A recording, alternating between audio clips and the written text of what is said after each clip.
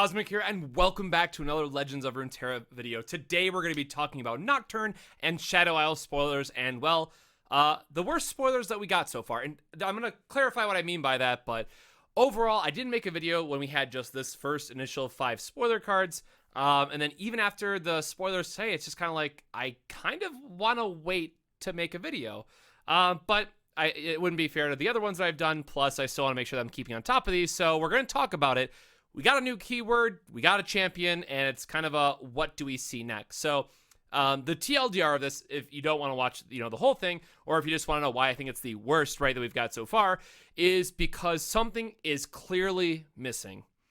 When we got Taric, we immediately got Lulu and like the support archetype, and it made sense. This is like trying to rate Taric again, but it's within Shadow Isle, so it's an already established region, and it's a very kind of centered keyword that says you want to have other cards that have this effect. So it feels really awkward to try to have a complete comparison of this and like how playable it's going to be and all that stuff. When we know that, I shouldn't say no, but it's like 99.9999% confirmed at this point, that we're going to get Diana because we know, or Diana, sorry, that we know that she has Nightfall, right? So if you look at the voice lines, if you look at like the text, it says like during night or something like that, that triggers when you meet this condition. So clearly we're missing the other half, and it's going to become just starkly apparent as soon as you kind of go through these spoilers and you see the next one. But we're still going to talk about it anyways, try to give our best guess. And I got to say, like, out of these spoilers, Nocturne, I'm not that excited for. Again, right now, the context of what we have. But I love the other Shadow Isle stuff that we got, right? Like, with Trundle, it was like, cool, Freljord stuff. It all goes together. New archetype. And this one's like, oh, shit. Like, Shadow Isle's kind of got some, like, other cool stuff. Like, I don't know where Nightfall is, but these other cards are great. So, sure. All right. So, anyways, getting into it now. Day 1. We got the new word, which is Nightfall. Bonus if it's not the first card you played in a round. So, again, basically combo, meaning you play a card you don't care about, and then you play your Nightfall cards, and then every card after the second, is also going to have that Nightfall effect. So, not surprising, we got a 1-drop, right? Because this does 2 things. 1, it allows you to have a 1-cost enabler if you're absolutely stuck with it, or it's just something that if you have like a 2-cost spell and then just want to have some kind of payoff for Nightfall, right? Just makes your earlier turns a bit easier to make sure that you get the Nightfall trigger. So it's a 1-drop, 2/1. It's like a weird precious pet that's just not as good because it doesn't have a permanent effect, but it's give +2 and fearsome for this round. Again, keeping in context here is that, yes, the 1 HP kind of sucks. We get it, right? Like, it just dies to literally everything. But, again, thinking about, like, turn 3, turn 4, this is a card that you can generally play and surprise your opponent with, where if they don't have a 3-attack blocker, hitting for 4 is a lot of damage early on. So, I definitely see this card in being a, cheap enabler, again, in case you just have to trigger Nightfall, but then also just something that's going to play well into Nocturne's effect, which we'll talk about in a little bit. So, not super exciting, but kind of one of those, well, it's Nightfall, so we have to have it sort of things. A little bit more exciting moving on from there is Doom Beast, 3-drop, 3/2, Nightfall, drain 2 from the enemy nexus. So this is nice, right? Gives you that kind of, I'm going to be playing it second, but I am getting immediate effect off of it, because it is that drain, right? It is giving that kind of reach over the top. So even this doesn't do something, exactly in its turn, still having 3 attack is very aggressive and has a very aggressive effect to it with just having that over the top. So this kind of gives us more along the lines of, yes, it's Nightfall, but it still has, advantages elsewhere. And not that you're going to be playing Nightfall in like a control deck per se, but just getting that drain is going to feel really good against other like aggro style of decks. And again, what's really nice, it's not like a 2/3 compared to the Imperial Demolitionist, right? The deal 1 to a unit, to one of your own units, deal 2 to the enemy nexus. This just allows you to commit another card, and then they can't really interrupt it because you're not reliant on the ping effect resolving from the Demolitionist. So that's kind of nice. Moving on to our last card, and this is definitely after we got the cards today. This is kind of like, why does this exist sort of thing. But Dusk Rider. So the thing that is, well, arguably still missing, depending on how much you're going to value Nocturne, the thing that's like really still missing from Nightfall is just like some really strong payoff. Now, of course, as soon as we get Diana and we think about like what other Nightfall cards we're going to be getting, this might be a lot better than what it seems on paper, but keeping in mind that these are the only Nightfall units that we have, so it's going to be really difficult to get this up to a 5/5 or 6/5 where you're really comfortable being able to attack with it. It has 5 HP, so it's usually going to last through 1 attack, maybe each one under like 4 HP units. That's fine, but we know how impactful turn 5 can be, and this just doesn't feel like it makes the cut based on the cards that we have so far. So again, really rating this low for now, but then it's like, hopefully this gets better later on. It's kind of have to wait and see. And this is why, like, when all this is said and done on the 25th, assuming we get the full spoiler review, I'm going to go back and like actually look at these archetypes, build some decks, talk about my thoughts about them. You know, where do I see the day one deck, for example, and then kind of like re-rate them or reevaluate them once we have the full information. Because I think that's the most fair, but I also want to like kind of, you know, gauge how I think where these are going to fall going into it. Moving on from there, we have Passage Unearned. 3-drop fast, obliterate. So again, very important. Obliterate, not kill. So it'll turn off things like Rekindler. I guess Rekindler already had something killed, right? So Harrowing is also death. Okay, so it's not going to get around the resummoning effects as much as I want to, other than like if they have a missed call. There we go. There's a good example. Passage Unearned. Obliterate all units that were summoned but not played this round. So what's really awkward about this is it's in Shadow Isles, so the counter to Shadow Isles is in Shadow Isles. Kind of sucks. Obviously, it's going to be a very strong effect if you know that your opponent's going to be playing like Harrowing, or there's like multiple Anivias coming back, Rekindlers. I get it. It has value in that setup, but keeping in mind that units, not enemies here, right? The Harrowing that's going to be hitting not everything you necessarily want it to, and then how good is this against other decks, right? Like it might hit things off of Wayfinder or War Mothers, but is this really worth a main deck slot? I'm not convinced that it is. Maybe it's like a flex 1 to 2 of, just because of how strong it is in certain matchups, right? Meta dependent and all that stuff. But this feels like it should be a sideboard card. Again, I come from a Magic background. It's like, I see this and I'm like, great, I want to put some copies of my sideboard, auto include. And you're like, oh, that's not how this works. So then like the argument becomes, if you're playing like, let's hope that PNZ Shadow Isles comes back, maybe you have like rummage effects and this is like a free discard if you know that they're playing Noxus. I don't know, right? Like Noxus without Harrowing, super dead card. So we have to kind of like think about what other avenues they might be trying to attack from, determine if, like, is this playable? Does the meta really care about it or not, right? So very medium card for me. If we ever see sideboards, I'll love this a lot more, but feels pretty awkward as is. And then the last one is Encroaching Shadows. And at least from day one, so these are day one spoilers, day two is going to be the next one. This is my favorite card. Again, most people know that I love Shadows and Dust Archetype, which again is going to be Zed and Hecarim.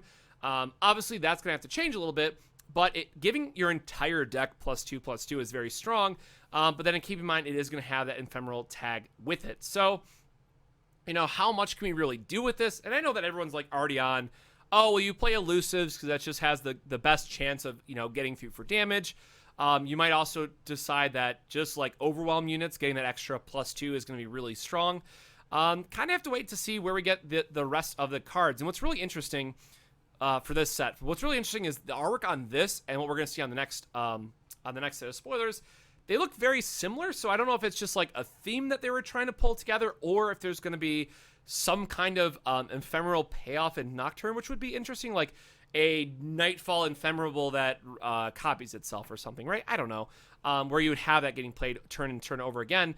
But then keeping in mind that this would then grant all allies to it, so you can't have your permanent board with Nocturne that you need because of his level up effect. So it kind of feels weird, like, right? So both of these are more like, as I mentioned up front, right? Like, I'm excited for these for Shadow Isles, but I'm really not excited for these for Nightfall. And it's like, this really felt like, and I don't want to say letdown because that's like not the right exact words, but like for how awesome all the spoilers have been up to this point, and then we get this for one of the days, I was like, all right, like I really like Encroaching Shadows, and the rest of this is just kind of, I get it.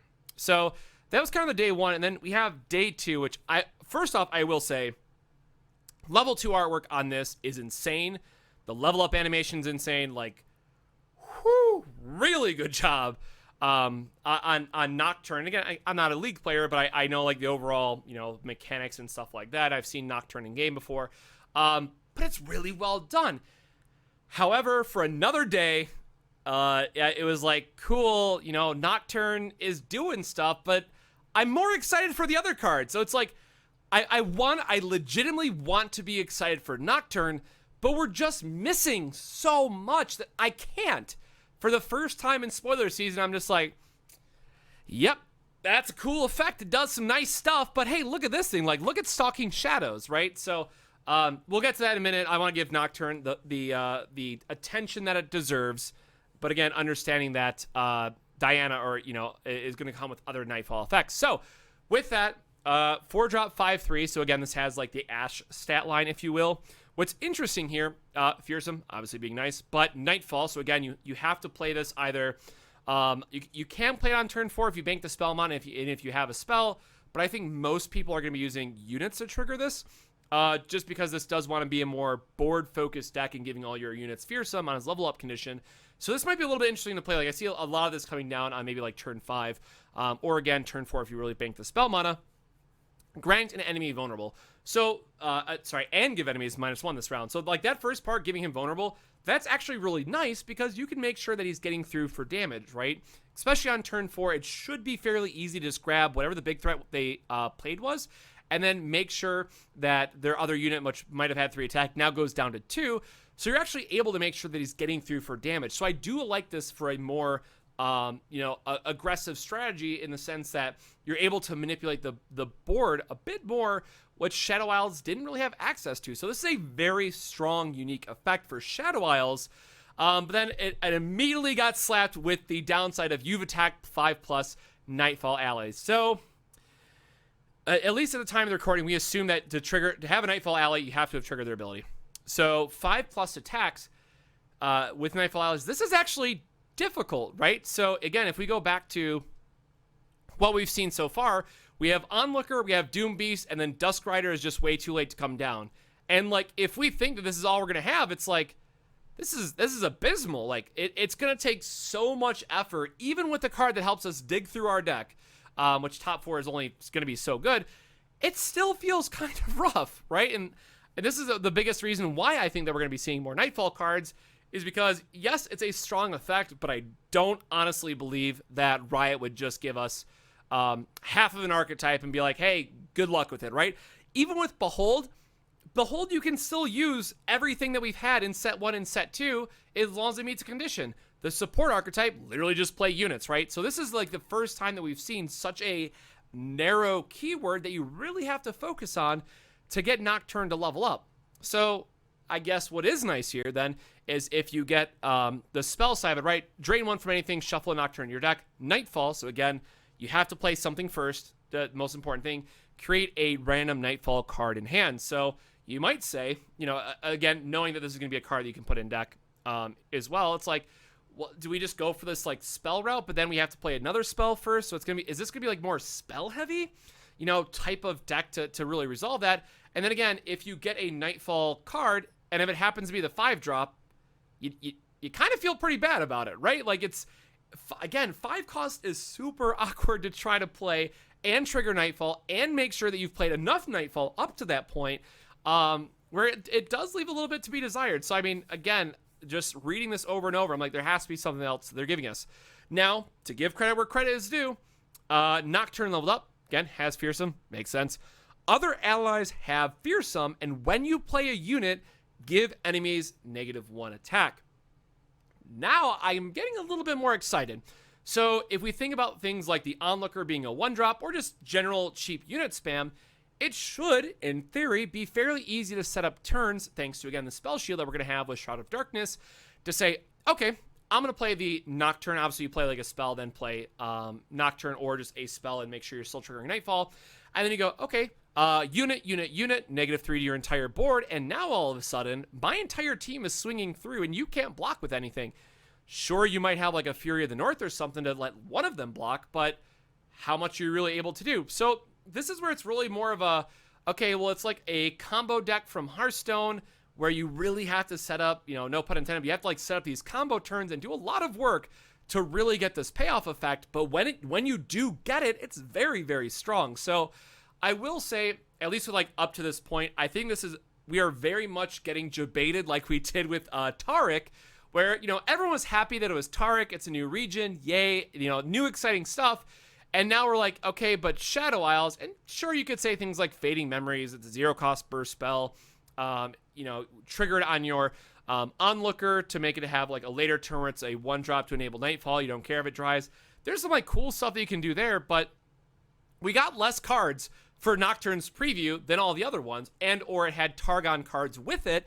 So this again leads me to believe that they're just saving it for Diana to really kind of round out this archetype. And again, if not, there's probably some other hidden card, because I can't imagine that they give Nightfall and don't have an epic rarity card for it.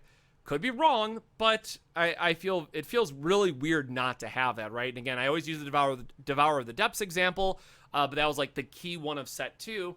One of these previews is going to have a Devourer of the Depths level of card that we didn't see, and we're not going to get until the 25th.